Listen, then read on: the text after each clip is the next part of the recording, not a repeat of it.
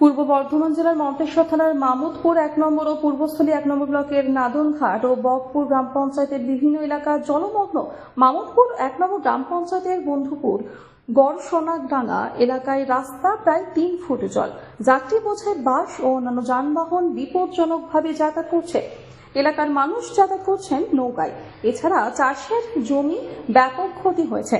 বন্যা দেখার জন্য প্রচুর মানুষ ভিড় জমাচ্ছেন।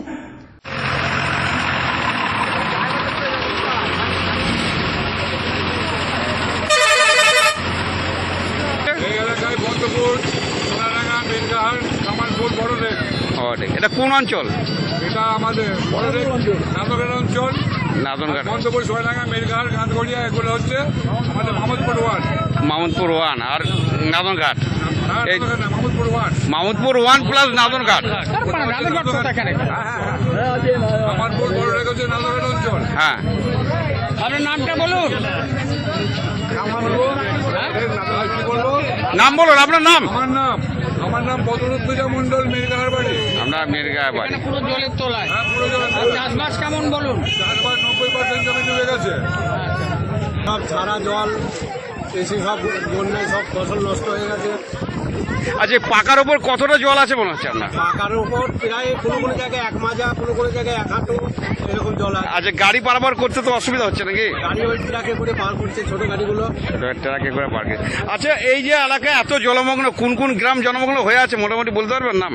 বকপুর, কুশাগড়িয়া, নোয়াপাড়া, বোধপুর, সোনাডাঙ্গা, মরুইডাঙ্গা, কামালপুর। এই রাস্তা ডুবে আছে। এই বাস গাড়ি চলাচল করতে পারছে? রিক্সে যাচ্ছে। আচ্ছা, আর নৌকা করে যাত্রী যাচ্ছে, তাই তো? কতটা জল জমে আছে রাস্তার ওপর? রাস্তায় যেতে রাস্তার অবস্থা খুব বেহাল খারাপ। কতটা জল দেখতে পাচ্ছেন রাস্তায়? গাড়ি প্রায় অনেক সেম প্রায় জল, অনেকটা রাস্তার জল এখন আমাদের কমেছে স্বাভাবিকের দিকে আস্তে আস্তে আস্তে। আচ্ছা, এই যে জলে আপনি গাড়ি নিয়ে যাচ্ছেন, তাতে করে আপনার কিরকম মনে হচ্ছে?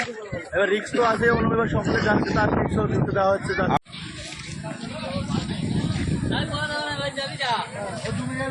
আপনি এই গাড়ি করে কি বোয়াচ্ছেন?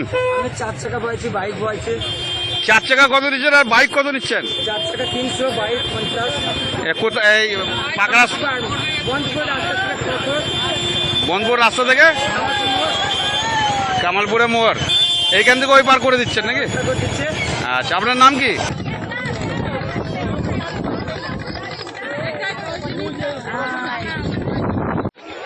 হেঁটোর ওপর জল, ভারী যানবাহন পার করার খুব দুর্বিষহ হয়ে পড়েছে। সরকারের কাছে আবেদন করবো যেন এখানে রাখতে কোনো একটা ব্যবস্থা করার জন্য।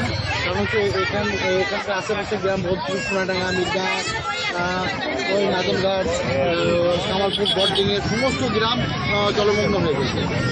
আচ্ছা, এই বন্যাটা আজকে কতদিন ধরে আছে এখানে এই অবস্থা? মানে প্রকৃতি বৃষ্টি আরাম বেশি হলেই এই বন্যাটা শুরু হয়, প্রতি বছরই প্রায়। মন্তেশ্বর থেকে মৃত্যুঞ্জয় যশের রিপোর্ট, আনন্দ বার্তা।